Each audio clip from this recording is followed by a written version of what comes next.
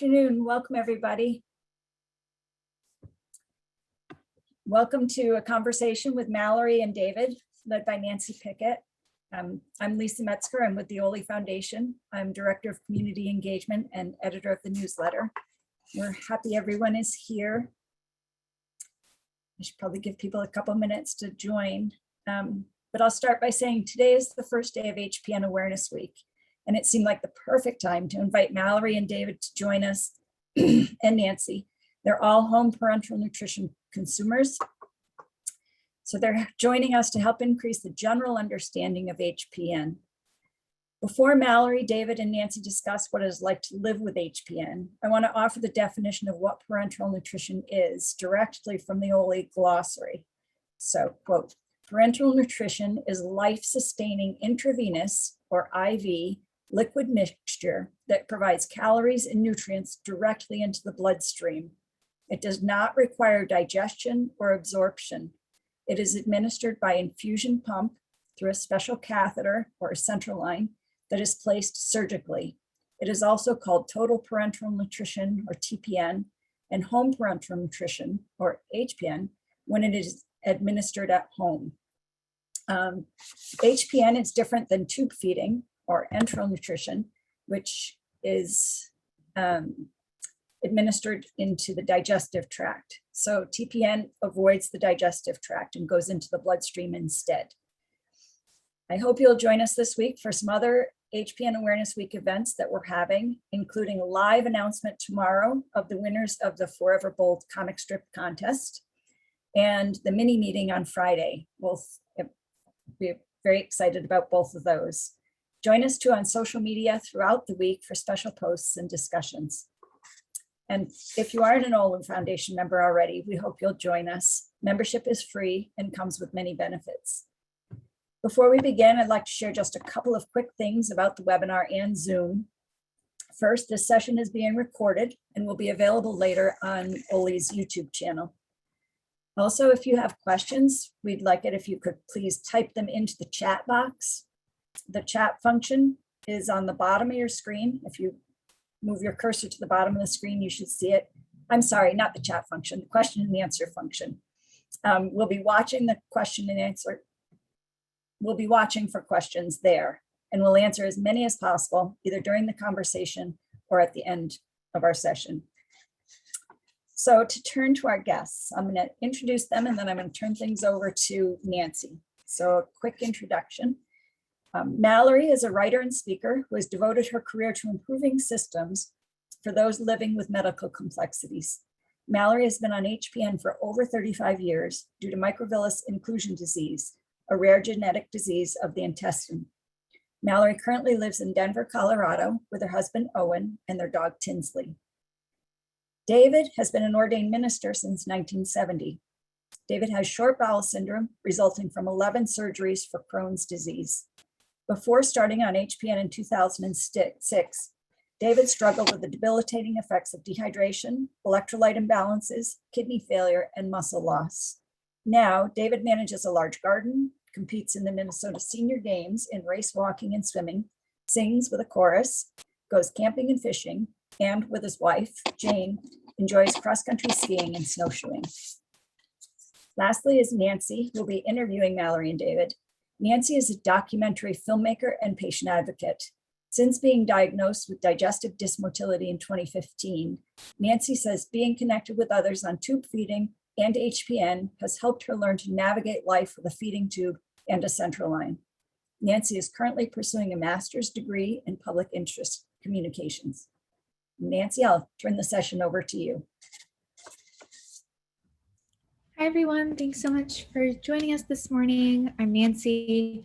And I'd like to start off by addressing, we got a ton of really good questions submitted from you guys, and you can continue to put them in the chat. Today, we're really going to be focusing on living well with HPN from a consumer perspective. So if you have questions about long-term health issues about HPN, how to choose and care for different types of lines, how to know when it's time for HPN versus tube feeding, I'd love to direct you over to the Oley website. They've got lots of great information where you can learn more about that. But from Mallory and David, I'd really like to talk about how they're living their best lives on HPN and how they're preserving some of that normalcy that comes with chronic illness that we don't always have. So I'd like to start off by asking you guys, how long have you been on HPN?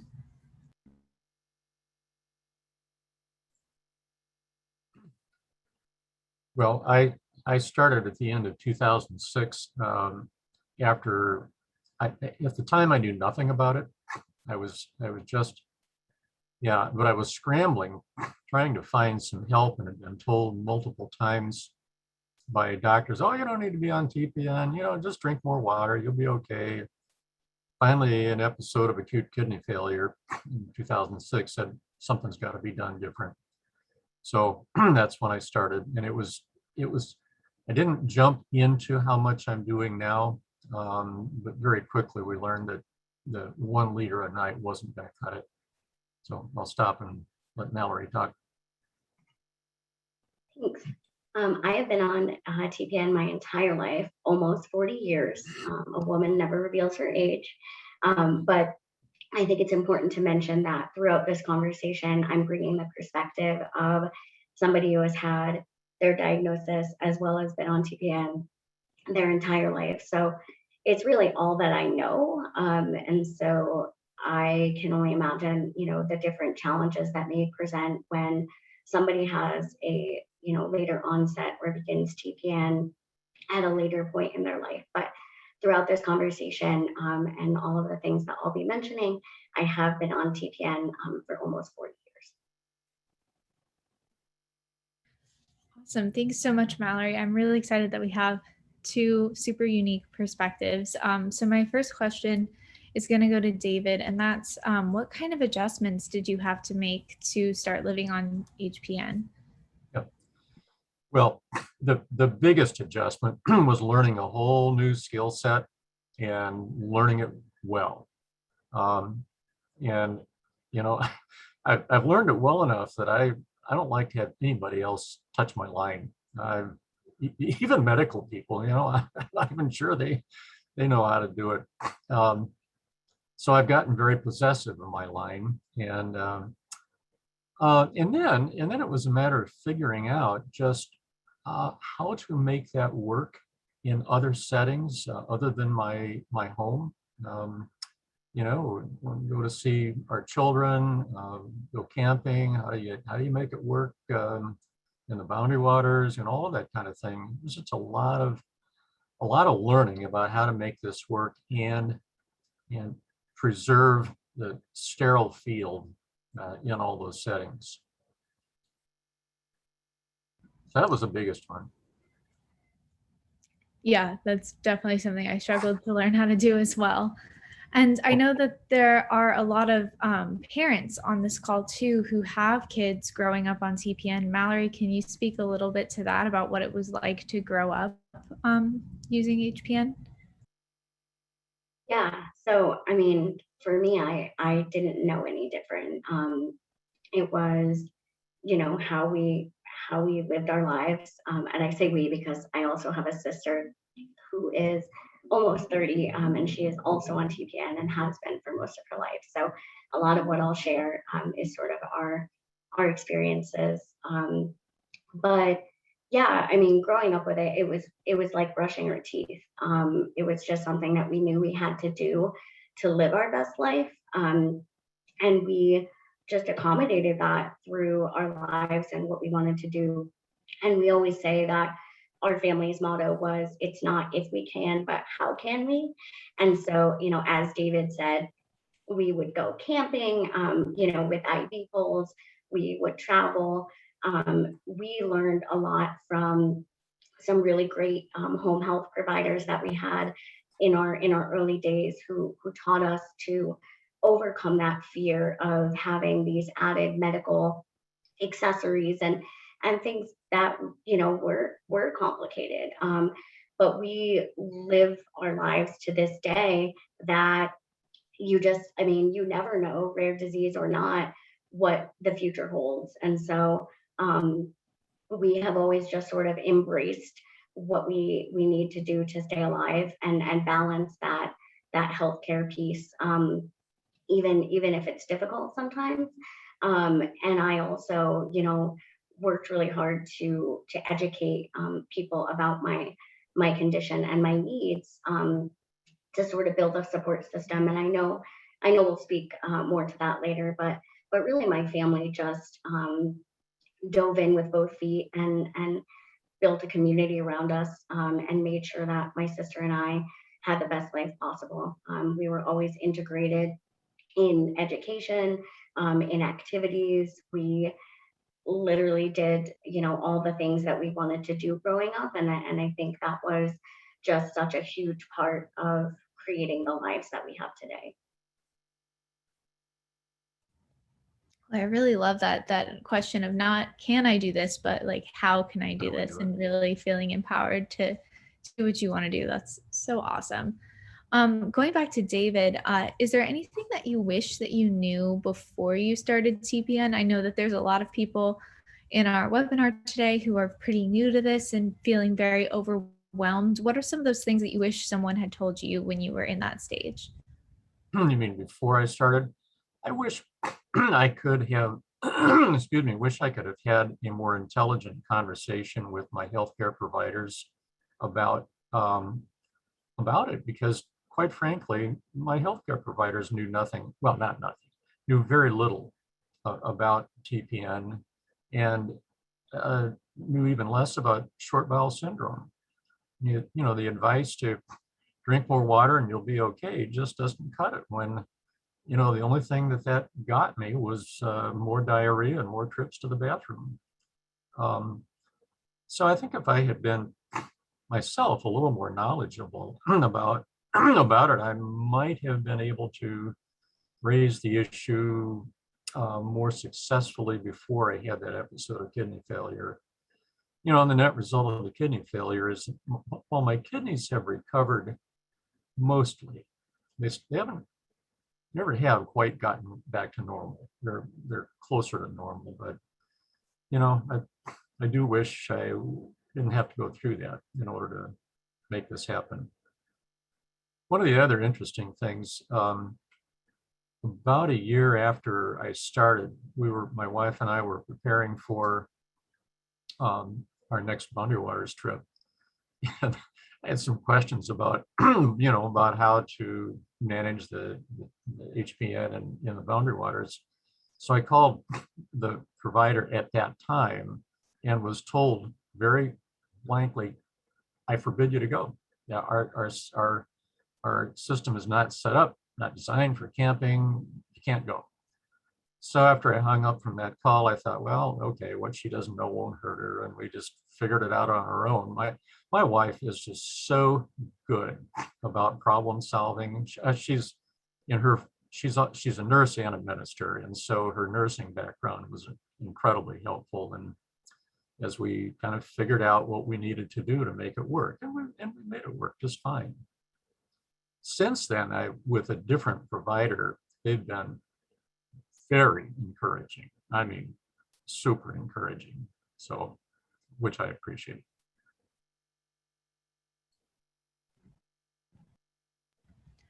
Yeah, and that's a really great segue into another question. We got lots of questions about traveling on HPN and how to manage that. Mallory, do you want to speak a little bit to that? Sure. So I love traveling, and I have traveled a ton pre-COVID for my job. I work full time, and also just love traveling. And so part of the biggest thing when it comes to traveling with any medical condition is really that planning and preparation piece. I often will sit down and figure out, where am I going? What do I need? How many bags of TPN do I need? I am very fortunate to have the ability to have my TPN shipped to my destination. I know not everybody does that, but for me, that was something I really needed with a company in order to do the kind of things I wanted to do and to do my job. So I would work with my home company to coordinate what I needed sent to my destination, and then I would figure out what I would bring with me, just in case of an emergency. I typically try to travel with one to two bags. It's a little bit more difficult now. I live in Colorado, and so the flight, like thinking about going to visit my family who is in New England, there are a lot more variables where I could potentially like not get home in time to take a bag out for the night of my return trip. So just trying to plan all of those pieces and then bringing, those things. In terms of TSA, I know this is a big conversation that people have, and I will be very honest, it varies airport to airport, day to day. I've been traveling for over a decade. Sometimes it's a big ordeal. Sometimes I just send my TPN through in my backpack and we're on our way. The majority of times it's more of an ordeal. But what they do is typically take the bag out, still vacuum sealed in the package. I never, set it up ahead of time or anything. I will say I'm very fortunate. I only infuse at night. So I do not have the experience of traveling well hooked up. But when they send the bag through, I, sort of flag down, hey, that's mine, that's mine. I go over to the side, they swab it with a little thing, run it through the check. Sometimes they'll swipe your hands. Sometimes they'll do like an added pat down. And then you're on your way. And the best advice I can give anybody who's traveling with TPN, plan to get there 3 hours before your flight. And as you're going through security or working with anybody, patience. Be as kind as you can, be as patient as you can. I know it's very anxiety inducing, but the more cooperative you are with that process, the smoother it will go. And just know that, especially right now, all travel is chaotic. Everything is backed up and understaffed and busy. And one thing I will say is I have never been asked for any sort of documentation about my TPN. I just explain it's medical fluids. I have my pump in there. I have my supplies. They just do their thing, and kind of move on. So that's my personal experience. Yeah, David, do you Yeah. have anything to add? Well, yeah, I mean, I just ditto to Mallory's comment about careful planning. I also usually ship things ahead of time and usually carry with me some backup stuff. I've had a couple of weird experiences with TSA. At first, I would carry a little packet of Oxivir wipes that I use to sterilize to clean off my work area. And I discovered that their sensitive materials think that that's an explosive. In fact, they called out the bomb squad on me one time. And the guy that came from the bomb squad thought that was really hilarious. Well, I didn't think it was quite so hilarious, but and the other thing, though, in the early days, I had been told, do not allow your pump to go through X-ray because it will throw off the programming. And so I had these big arguments with them at TSA, and they would say, sorry, if this pump does not go through X-ray, it doesn't go on the plane. Well, all right. So I let them do it. Gee, nothing happened.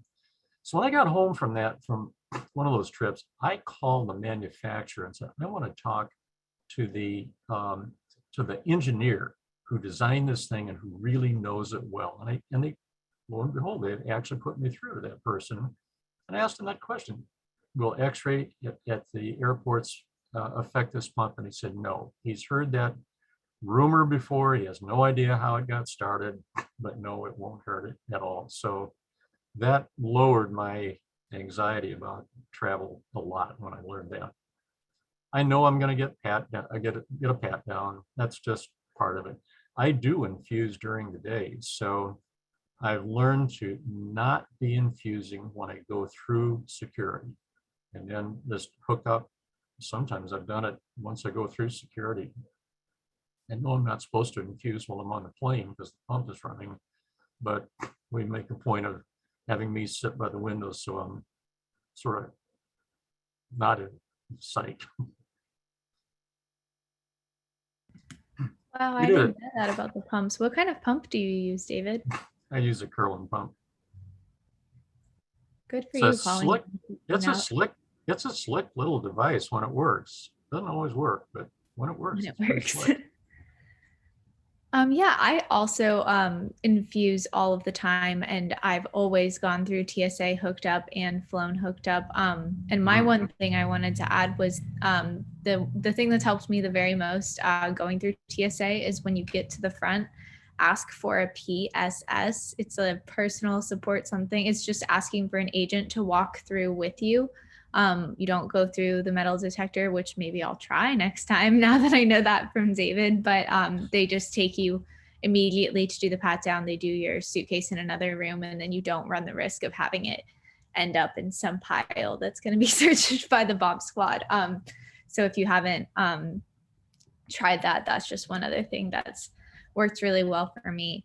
I wanted to go back to something that David said a little earlier about having conversations with your providers and feeling informed about what's going on. We had a lot of questions about how do you self-advocate, and do your providers include you in these conversations? Do either of you want to speak to that a little bit? Yeah. Yeah, my providers are really good about consulting with me if they think something, well, for example, if they see my labs, which they see monthly, and something is amiss, I always review those labs myself. I have access to, to the report. And pretty typically, they will spot something about the time I spot something. And so I'll get an email from them that says, well, we think we need to tweak your formula a little bit this way and that way, and so you can expect it next time around. And if I have a protest about that, they'll listen to me, but they will respond. So, and if anytime something seems not working quite right, I raise it with them, and they've been very good. My providers have been really good about talking with me about what I need, and pretty much try to accommodate as much as possible. Yeah, I mean, honestly, that is a webinar in itself.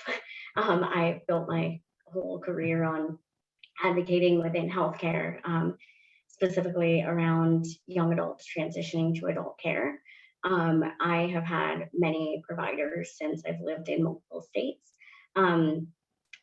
It's very difficult when you don't fit in a box, and there's no providers don't know anything about my condition. And so I base my selection of providers on how that initial conversation goes. The words that I love to hear are, I've never heard of that, but I'm willing to learn with you and from you. And if a provider has a different attitude, they're not in my bubble. So I will say that I run the show.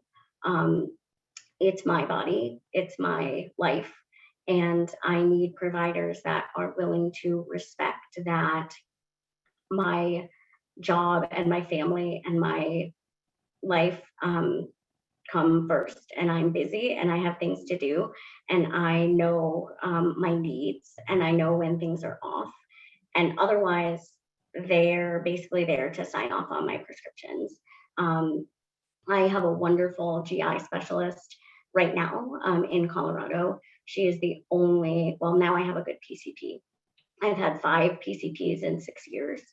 And I will say that the adult side of healthcare, when you have a rare disease, is very tough. It's very tough. And I'm a strong, educated, informed policy professional who understands healthcare, and I'm an advocate. And I have been pushed to my breaking point accessing healthcare. And I know that many people feel the same, but all I can say is continue to speak up, and do not be afraid to ask the questions or express your needs for what you need and what will work for you.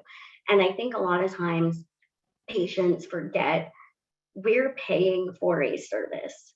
You are a paying customer. You are buying your health care.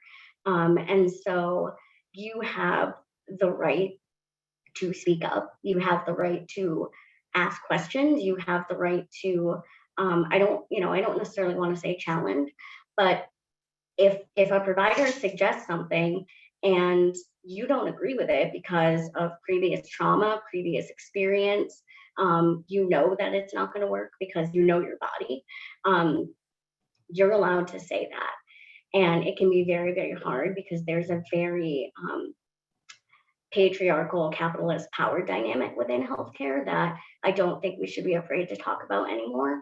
But as advocates, we need to speak up for our own bodies. And it can be hard and it can be exhausting and it can be traumatizing.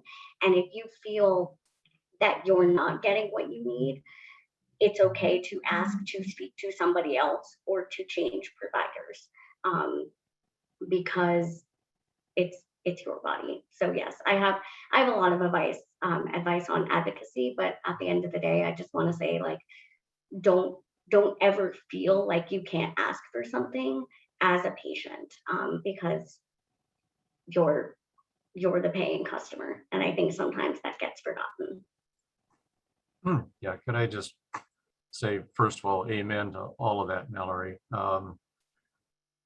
Yeah, I had been having a considerable difficulty with one group, the whole group that I had been going to. And finally, one of them admitted, he said, we don't see people like you very much anymore, and we just don't know how to deal with you. Well, I said, thank you for finally admitting that. And with that, I said, been nice knowing you, goodbye. And I went on my way to find, find a provider, find providers at a center that had a whole lot more experience and really were in a position to meet my needs a whole lot better. So yeah, one other thing along that same line, while I owe my life to traditional Western medicine, I'm also alive in spite of traditional Western medicine. And so, I do make use of acupuncture, massage therapy. I am profoundly aware of now of what my diet, the impact of my diet has on my overall health.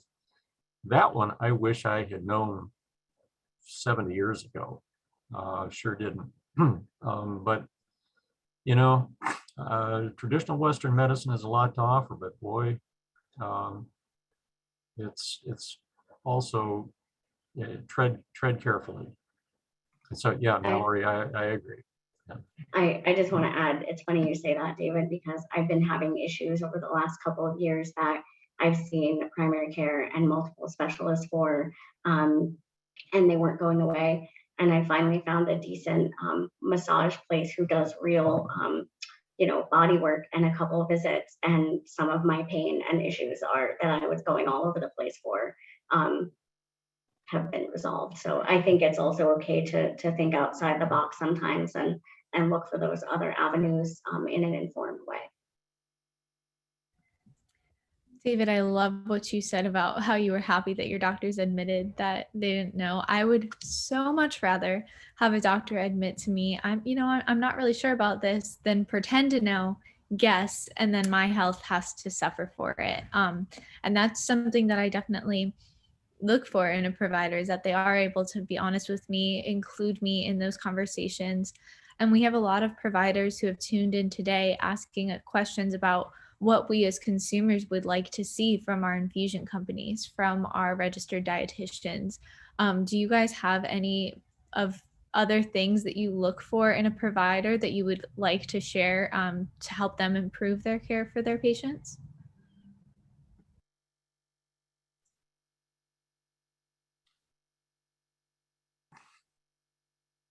Well, I mean, I think we've said a lot of it already. Listen carefully to what our experience really is, and be willing to go with us to other sources to find people who do have a lot more experience. I have stayed with my primary care provider for quite a long time, but I remember when we first met and I kind of gave him some of my history, he said, boy, if I were you, I would not trust me with all of your gastroenterology issues. And I said, I agree. What I need is I need somebody to sort of be the choir director, the one who sort of brings it all together and advocates for me and with me. I don't expect you to be the primary one who treats. Well, yeah, who treats all the time. And we've worked out a pretty good relationship, and so that one I'm okay with. But yeah, he admitted right off the bat his limitations.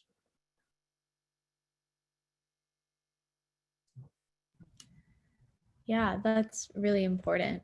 To kind of switch gears a little bit, we have a lot of questions about different things that people want to do that maybe feel limited by HPN.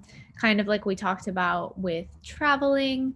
Are there any other, life hacks that you've used to be able to live a more normal life on HPN, whether that's, finding a way to swim or shower with a central line, or like how to go to work or school while infusing and hooked up, and how to kind of deal with that? Do you guys have any things that you like to use that you'd like to share?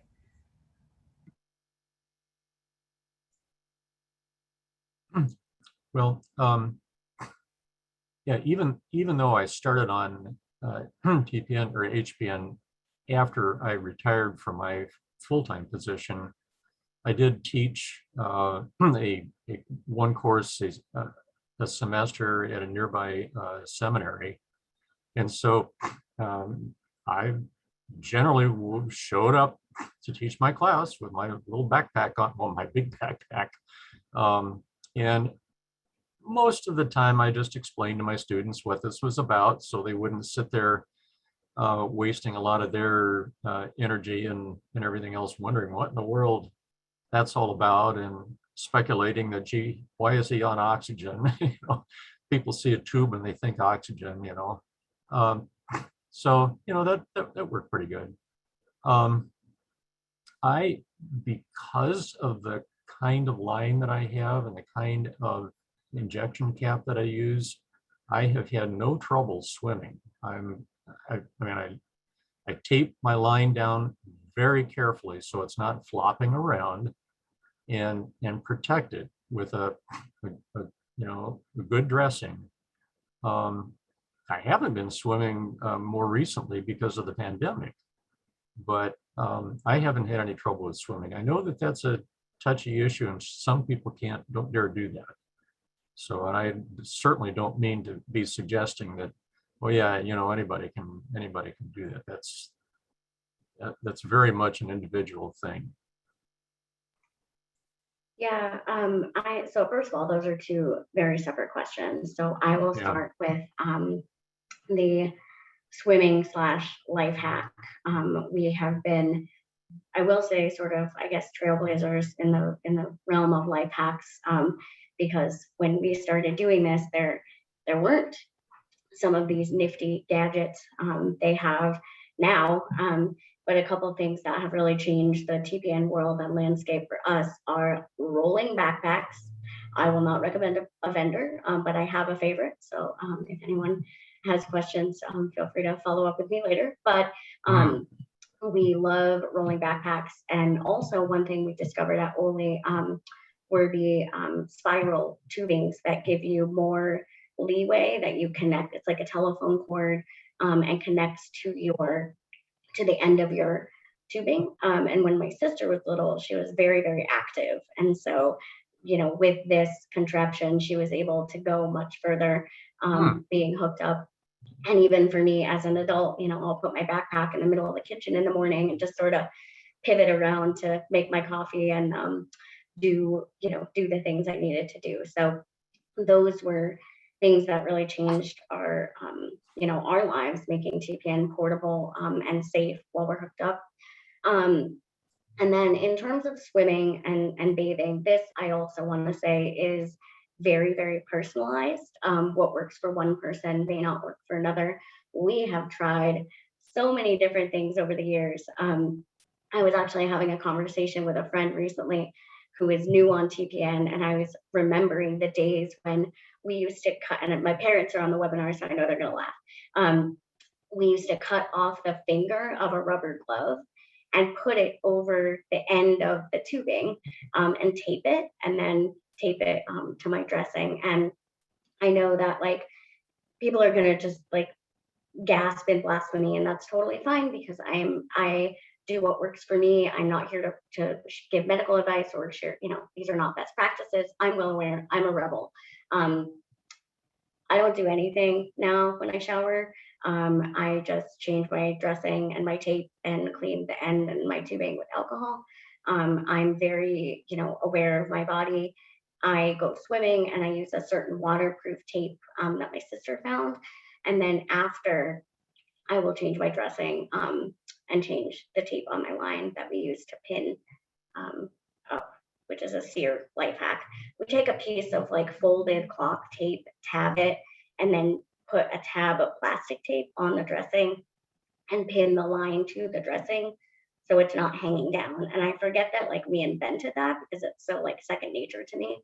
But if you have a long line and want to keep it sort of contained, one thing I will say about swimming and even bathing, but mostly swimming, we are neurotic about where we swim. I swim in, very well maintained pools. I live in an apartment complex that has a pool. When I look at apartment buildings, I ask about the maintenance of the pool. I know that they clean it very, very well. If it's not as clean, I'm a little more hesitant. But like so many things, it's a judgment call and it's about knowing your body and finding out things that work. We've tried a lot of different swim dressings and AquaGuard, and the majority of the time your line gets wet anyway. So like just do the best you can and figure out things. And I know there are people who have written blogs about swimming and shared some different tactics. So if people want more details, I'm happy to give more input, and I'll share my contact information at the end of this, and also a podcast that my sister and I have that we'll talk more about. Can I just add one more thing? Mallory, when you commented about backpacks, reminded me, the backpacks that my supplier provide were just doing a number on my shoulders. Oh my goodness gracious, they hurt. My shoulders were so sore.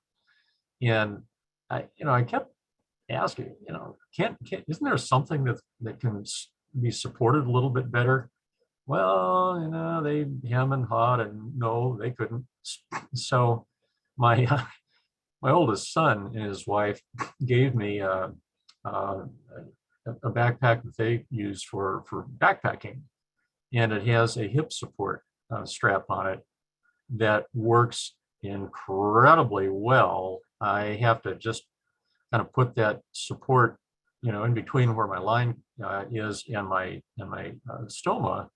I don't want the hip support thing to be right on top of the stoma, but it works really, really well. And then I built a frame inside it out of PVC pipe with a little hook on it, so that the backpack will stand up and has, it won't collapse, keeps the bag upright as I want it to. So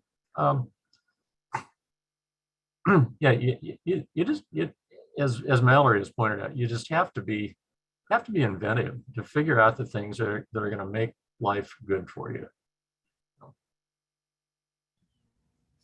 Yeah, I agree about those infusion company backpacks. They suck. I've always used my own backpack. I found that you can use any kind of backpack if you just cut a little hole at the top. slip a carabiner through it. I use any bag, use purses. There are command strips all around my house to hang up I my just bag. throw it in. And it's Yeah, fine. as It's long as just there's very no rigid. air in it, you really should be fine. And your pump can also detect the air as long as you have that setting turned on. So we're talking a lot about, going and doing all these active things while you're on TPN. And we have a couple of questions about, if you're employed or in school and you're having to go and infuse while you're there, how do you explain to people, and when do you decide that it's time to explain to people what that is, and how much do you tend to share? Sure, I'd love to answer that. So again, like everything, this is, very much about personal preference. I have, again, been very fortunate to not need to infuse at work or school. But one thing I will say is it's really about advocating for accommodations. There were times when I was sick or, needed to infuse, and I was able to work remotely. This was a time when I was dealing with some other health issues. And so I had gone through the process of like FMLA and things like that. But in terms of disclosure, I will say I have very selective disclosure about my illness. When I was younger, I used to give presentations to my class every year and explain, why I didn't eat at lunch, or if I was going to be out, or why I had a wheelchair, or, all kinds of different things. And as I got older, when I went to college, I sort of realized that it was my right to not have to do that anymore.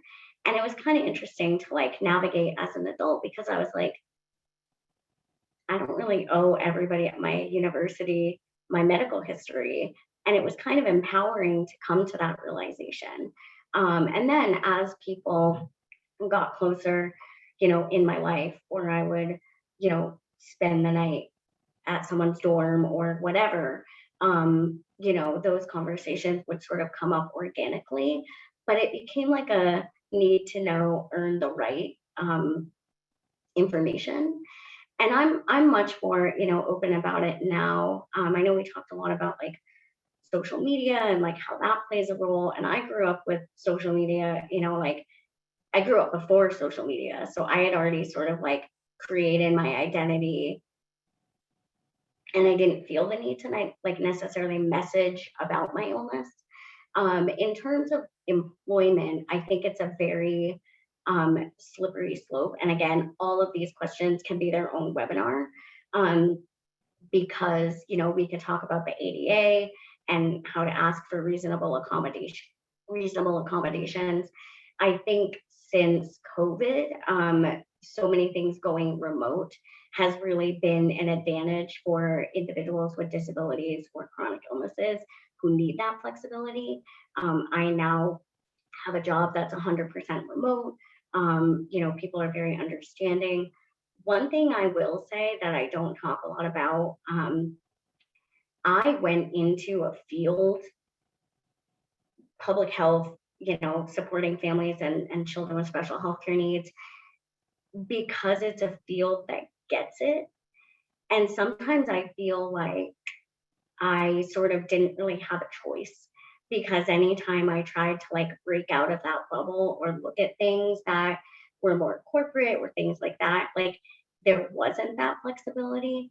And so I think part of it is finding your niche, but also that environment of people who understand and who aren't gonna, gaslight you around needing accommodations or hold it against you, or and you don't necessarily need to disclose to your employer why you need accommodations.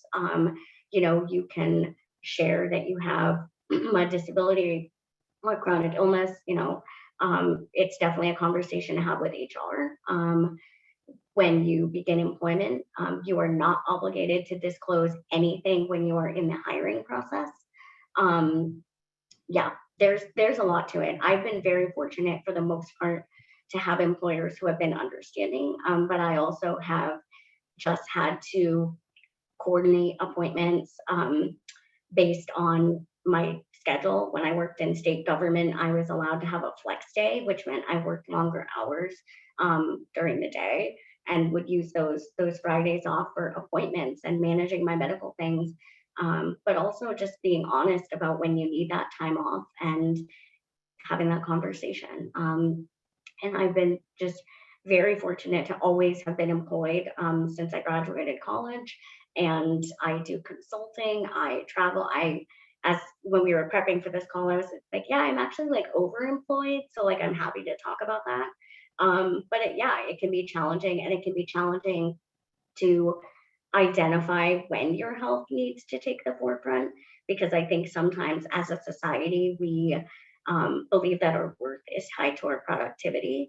And when you have a chronic illness or disability, that can be kind of difficult to work through. And I am going to share my sister and my podcast, because we talk a lot about these topics and want to get more in depth and about things about employment. But long story short, that's my thoughts on employment.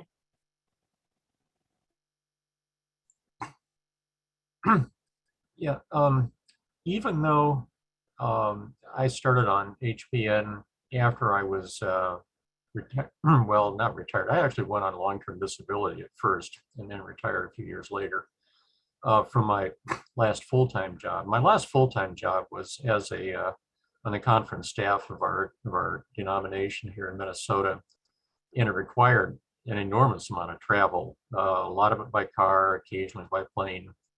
And during those years, when I was struggling with dehydration and the thought of, oh gosh, if I were on parenteral nutrition, I couldn't do this job. Well, now that I'm on parenteral nutrition and look back on that, I could have done it. It would have required some careful planning, but I could have done it. And frankly, it probably would have been more effective at it because I would have felt better. So that was possible. The question of who gets to know and who needs to know and all of that, if I could, maybe, Nancy, you were going to talk about letting family know, but I want to be sure I say something here about that. My family, they all know what I have to do in terms of my infusions, and I have been so lucky, so blessed with such an incredible family they have never once said, oh geez, Dad's got to go do his thing again, and how come you can't just come with us? Well, they've just been fabulous. I've never heard that. I have 3 grandchildren, 2 granddaughters and a grandson. When they were quite young, I made a point of bringing them in to watch me start my infusion. Stay back from the table. Don't touch this table. Don't touch my stuff. But here's what I'm doing, and here's why I'm doing it, so that they understand what this tube's all about. That they are not allowed to tug on when I'm infusing. And one of the side benefits for my grandkids is that there are some of the components, like the ends of tubes that never touch anything at all that would be dangerous to them. They make wonderful toys. And so, like the green tube that divides the lipids, the bags of lipids. Oh my goodness gracious! My grandkids have made great use of those for lots and lots of things.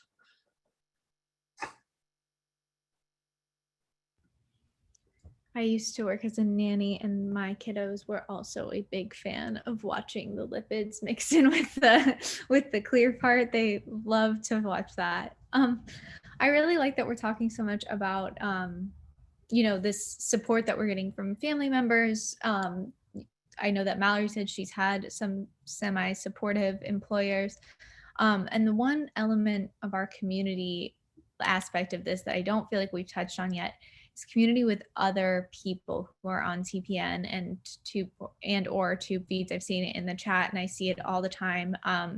in different Oley settings. Are you guys connected with other TPN patients, and how has that impacted your journey? Why is it so important to have community with people who get it?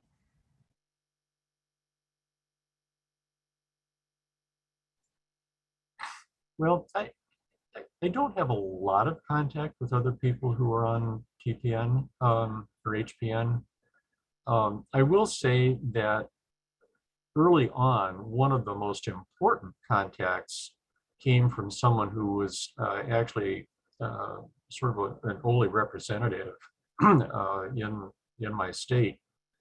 Back when I was not at all satisfied with how things were going with my local provider, and at that time we didn't know anything about Oley, and my wife had read something someplace about the Oley Foundation, and so we did a little more snooping and finally found the name of this person, called her, and she was just fabulous in terms of the guidance and all that she gave me. And it was a real turning point in getting me the kind of care that I needed from the right sources. Sadly, she passed away a couple of years ago, but it is interesting. I don't know if it's just because many people don't infuse during the day, but I hardly ever see anybody with an HPN or TPN backpack when I'm out in public. I just very rarely see that.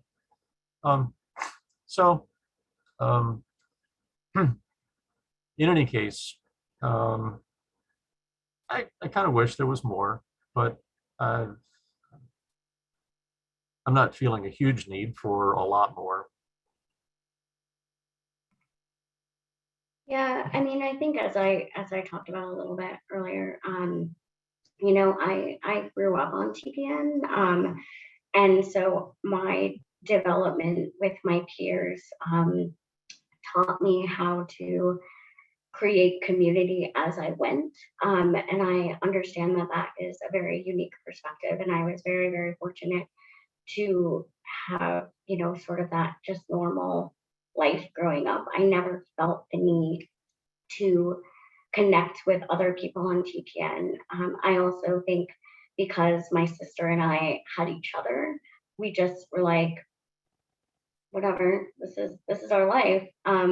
We did have the opportunity when we were younger to attend summer camp. We went to the Hole in the Wall gang camp, which is now a program of serious fun.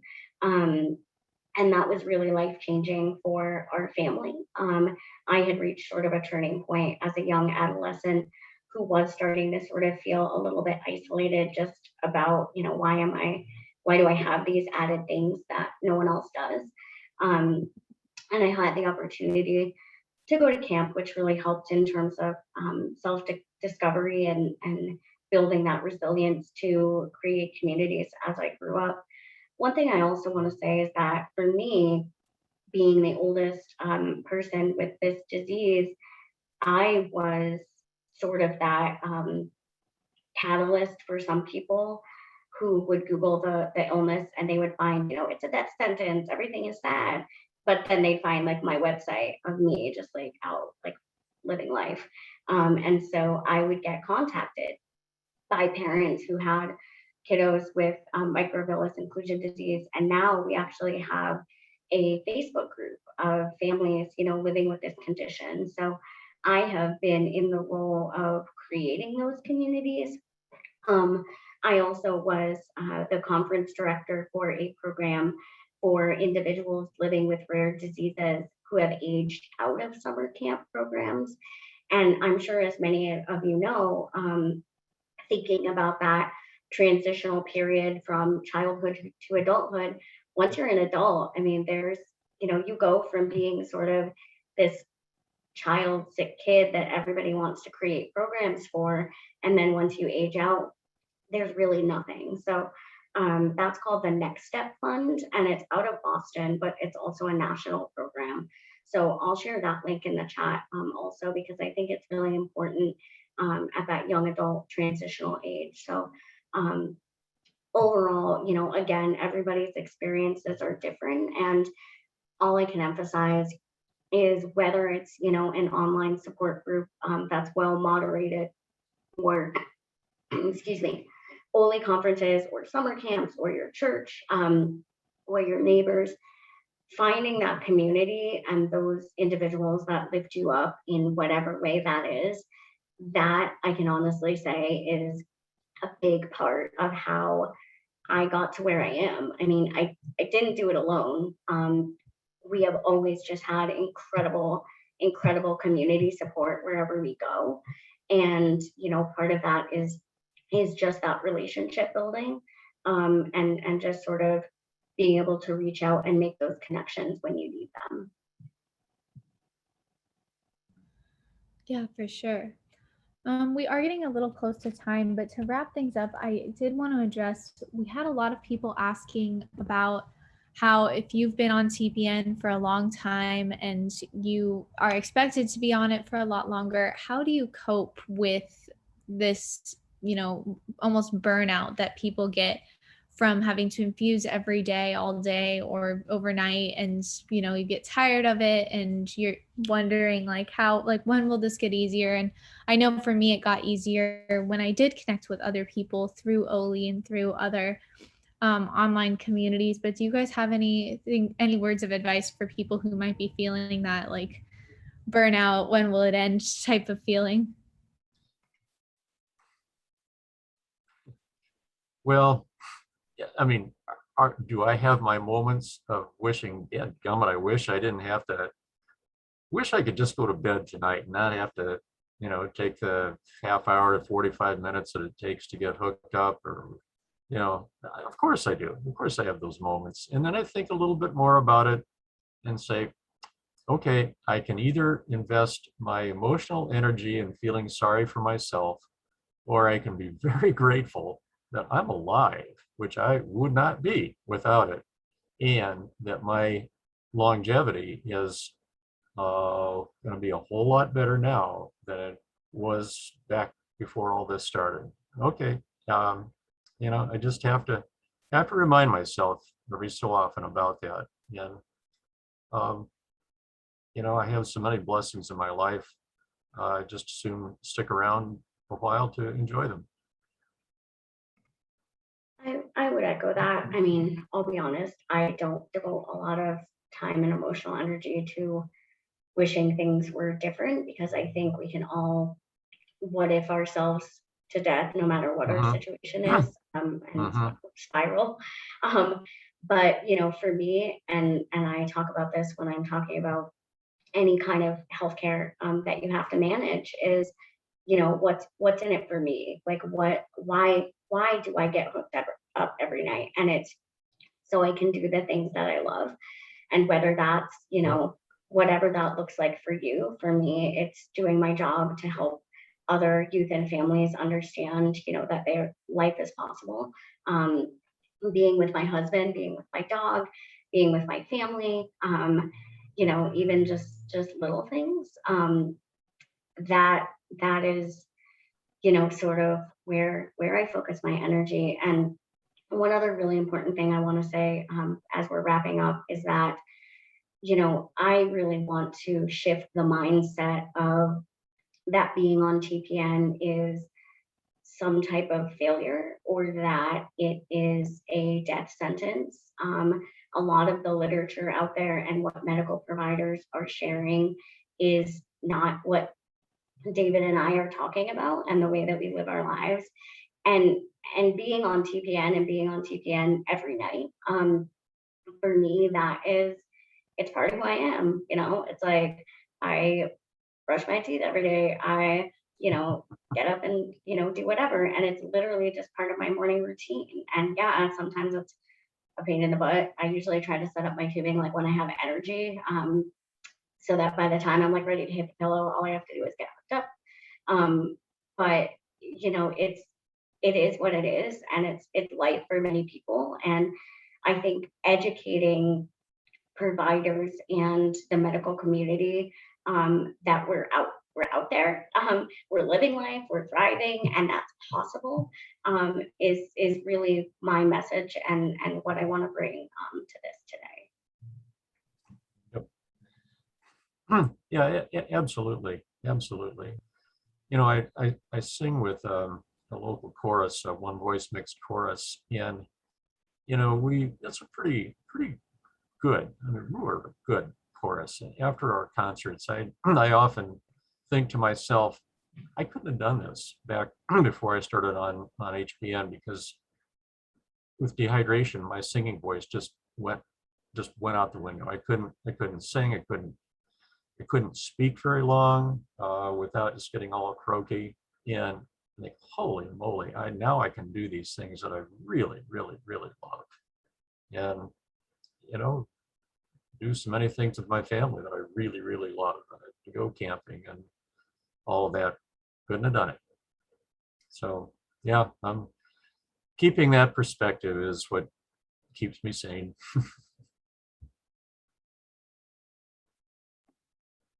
Nancy, I'm going to interrupt here. We're at 2 o'clock. I don't know if you want to continue the discussion. We could go for maybe another 10 minutes, or if you feel we've wrapped up the questions, or if Mallory and David feel that they have something that they want to add before we part. We have a few like very specific questions that we didn't get a chance to talk about. So maybe we can say thank you to everyone for coming. If you'd like to stay on for the next 10 minutes, we'll address some of the more specific things. And this, I see in the chat, people asking, this will be recorded and posted later for you to rewatch or catch up on these specific questions if you do need to go now. I think there was one on dating that Mallory might be able to address. So I think that that's a great idea. So we'll stay on till 2:15 about maybe, and talk about a couple other things. But to those of you who are leaving, we really appreciate your joining us this afternoon. And again, this will be recorded, so if you have to go, you'll still be able to watch it later. Thanks. Okay. Yeah, so Ruth asks, what things about chronic illness do you present to someone when beginning dating? She says she feels crummy about being tired all the time and don't know what's a reasonable ask for others to put up with. That's a question, and again, a whole other webinar. But you know, I'll share a little bit about my experience. And I mean, dating is not easy. You know, for me, it was definitely, again, like sort of that need to know basis. And I shared what I needed to share with who I needed to share it with when I needed to share it, which is very personal.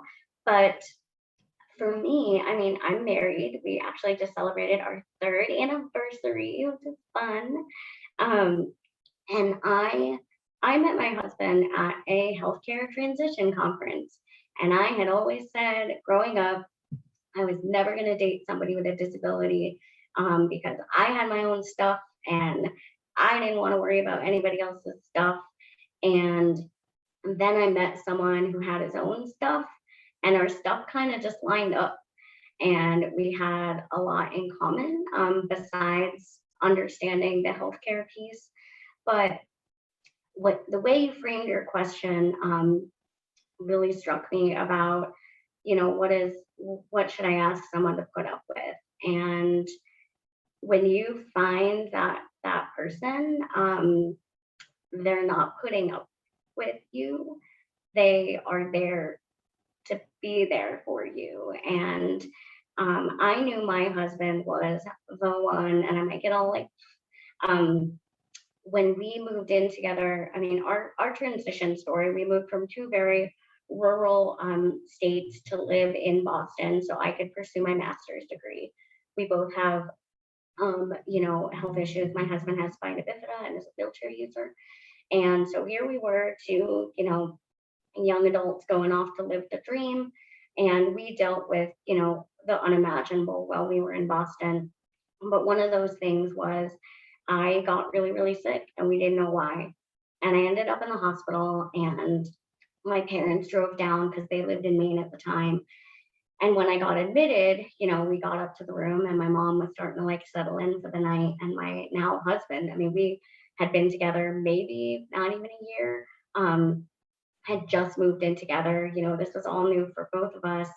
And he, looked at my mom and said, no, I'm going to stay with her. And he did. He stayed in the hospital with me for 11 days and he held my oxygen thingy while I went to the bathroom and he pushed my pole and nobody had ever like seen that part of my life before. And it was a little bit hard for me to let somebody in, but when somebody wants to truly be there for you, it's okay to let them. And, that was just the beginning of the stuff my husband and I would go through together, many other hospital stays and appointments. And, he's the one that brings in my 40 pounds of TPN every week and sets up my tubing so I can work full time. And, it's a partnership. And that's what any good relationship is. And it can be hard to not feel like you're bringing something to the table that people have to put up with. But being honest with yourself about, what your needs are. And one thing I will say is that my husband and I made the decision to not invite other help into the equation in terms of like in-home nursing or PCA support. Everything we've done, in terms of living together, we do together, or we have, neighbors that give us rides places, but we've never had those other supports. And I will say that that was a choice that we made, but that does not mean that everybody has to do that. And it's okay to bring in additional supports and let your relationship be your relationship. And that's a very complicated and complex topic that again could be its own webinar. But it's okay to fill those needs in another way and just be a person in a relationship. Yeah, if I might add, my wife and I have been married 55 and a half years now. The summer that we met was the summer after I was first diagnosed, and it wasn't even called Crohn's in those days. It was called ileitis or regional enteritis. And then, we married the following summer after working together at a YMCA camp. I was really sick that summer, and she saw me at my worst health-wise. Well, not my worst, but almost next to worst, I should say, and loved me anyway, which is a total act of grace. I mean, she's just been so amazing in that regard. But I didn't have any choice but to let her know what was going on. You can't hide that kind of thing. Yeah, I think those are really, really great answers. I think anyone who sees it as putting up with you is probably not in the right mindset to be in that relationship. It should just be a part of your life. Another question that we had that I wanted to kind of expand on was, I know, David, you said you go camping a lot. How are you keeping everything sterile? I'm actually very curious to hear this too. Like, where do you set up your stuff? How do you store it? I'm curious to know. When we go into the boundary waters, we have a special, what we call the TPN tent. And that's where all my supplies are. Nothing else goes in there. Nobody else goes in there but me. And I have 3 bins that have all my supplies. I use one of the lids for one of the bins as my workspace. And every time I use that, I get up my Oxivir and, clean it off thoroughly. And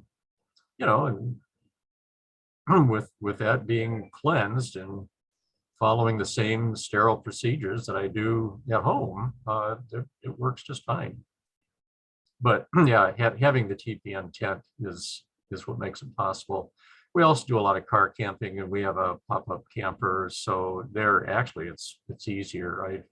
I again have stuff in bins, and then just use the table that's in the camper. But use Oxivir again on the table every time, no matter what I do. If it's just my little term is de-beeping when I close down an infusion, clean off the table, clean off my workspace thoroughly, clean my hands thoroughly. That's essential to do it all with clean hands. So it's just have to adapt and make it work, and it does. That's so awesome. That's like so cool that you get to do that and go camping on TPN. I hadn't heard of that one before, so I'm excited to maybe try that out one day. Sorry. I actually did a presentation on taking TPN into the wilderness at a Oley event. Oh, I don't know what, Andrea, 3 or 4 years ago, whenever that was. Kind of talked about it then.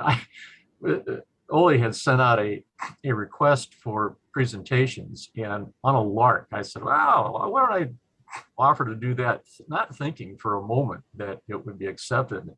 The next day, I got a reply saying, yes, please do this. Yeah, everyone wants to know how to do all these things and make your life as normal as possible. One last question that a lot of people sent in that I have no experience with is, what do you guys do about eating by mouth? How do you explain to people that you're doing TPN for nutrition, but you can also eat? A lot of people have asked questions about that. Do you still have an appetite?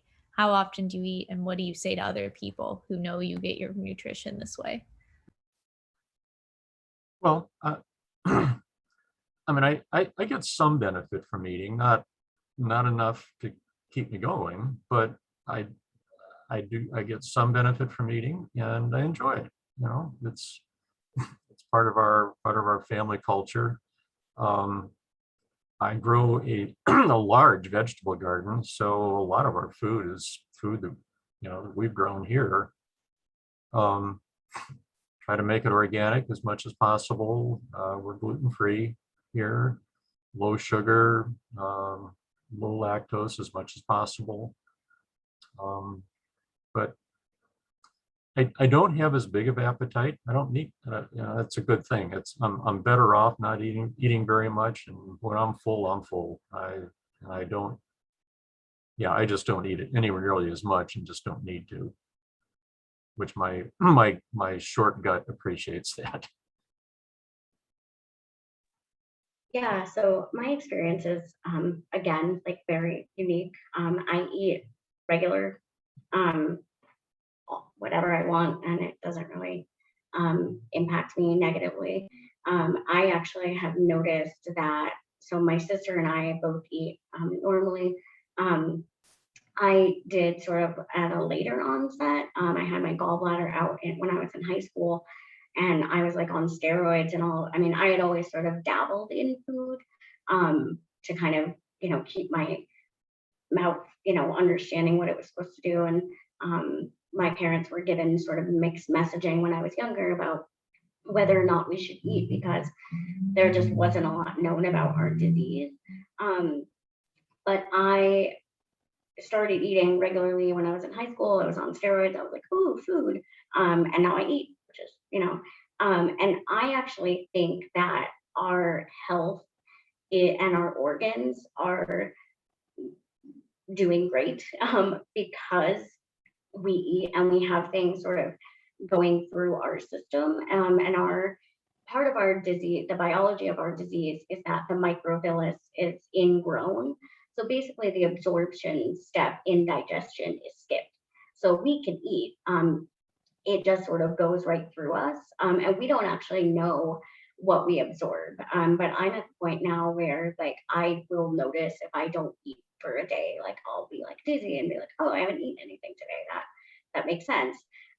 So my body is used to having food, and living with somebody who requires a normal human diet, I think has been helpful for me too, because we eat we eat normally.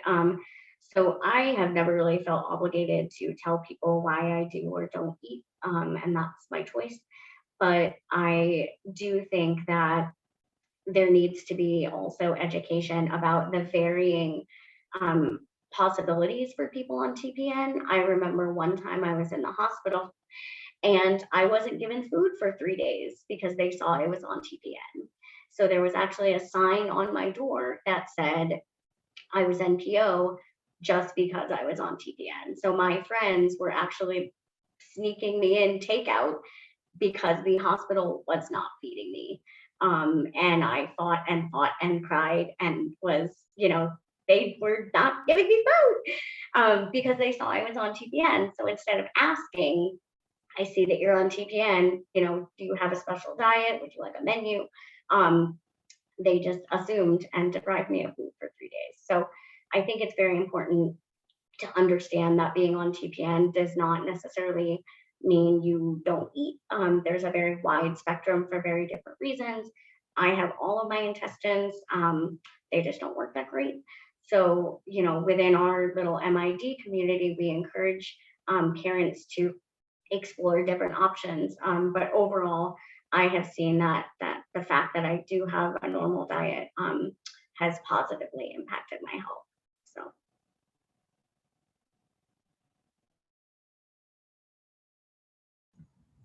Awesome. Well, I think that answers most of our more specific questions. Almost everything we've talked about today, I have read about on the Oley website at some point in my journey. There's tons of great resources on there, especially about travel, like line care, all of these things, diets. So I would definitely encourage people to check out that website. This will be recorded if you want to come back and listen to it again or share it. And now I'll turn it back over to Lisa. Thanks, Lisa. I want to just thank everyone on behalf of the Oley Foundation. This was a wonderful presentation. Everyone's typed in such nice comments, and we all have appreciated all that you've been willing to share and to give to this community. As Nancy mentioned, the webinar has been recorded and will be available on our website. If anybody has any questions or concerns or comments, you can email us. All of our, Oley staff, my email address is on our website. Nancy is an Oley ambassador. Her contact information is also on our website. And I'm sure that both Mallory and David will be willing to answer questions, and you can shoot them my way and I'll get them to them. So thank you again. Join us again for the other HPN awareness events this week, especially the mini meeting, and tomorrow the announcement of the winners of the Forever Bold contest. Very excited. And thanks again, and we'll see you all soon. Thank you, everyone. Thanks so much. Thanks for joining us. Yep. Thank you. Thank you.